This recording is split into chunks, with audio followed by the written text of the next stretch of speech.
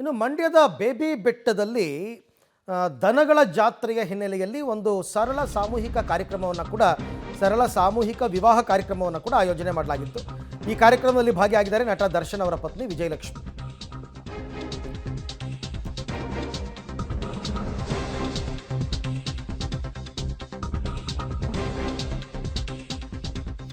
Baby ಬೆಟ್ಟದಲ್ಲಿ ಭಾರೀ ದನಗಳ ಜಾತ್ರೆ, ಸರಳ ಸಾಮೂಹಿಕ ವಿವಾಹ ಕಾರ್ಯಕ್ರಮ ಮಂಡ್ಯ ಜಿಲ್ಲೆ ಪಾಂಡವಪುರ ತಾಲೂಕಿನಲ್ಲಿರೋದು. ಸಾಮೂಹಿಕ ವಿವಾಹ ಕಾರ್ಯಕ್ರಮದಲ್ಲಿ ದರ್ಶನ್ ಪತ್ನಿ ವಿಜಯಲಕ್ಷ್ಮಿ ಭಾಗಿಯಾಗಿದ್ದರು.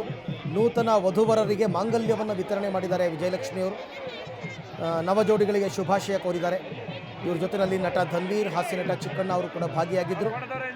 ಮೇಲ್ಕೋಟೆ ಶಾಸಕ ದರ್ಶನ್ ಪುಟ್ಟಣ್ಣಯ್ಯ ಅವರ ನೇತೃತ್ವದಲ್ಲಿ ಈ ಕಾರ್ಯಕ್ರಮವನ್ನು ಆಯೋಜನೆ ಮಾಡಲಾಗಿತ್ತು. ಸರಳ ವಿವಾಹದಲ್ಲಿ ದಾಂಪತ್ಯ ಜೀವನಕ್ಕೆ 24 ಜೋಡಿಗಳು ಕಾಲಿಟ್ಟಿವೆ. 23 ಜೋಡಿಗಳು ಸಪ್ತಪದಿಯನ್ನ ತುಳಿತಾ ಇದ್ದಾರೆ.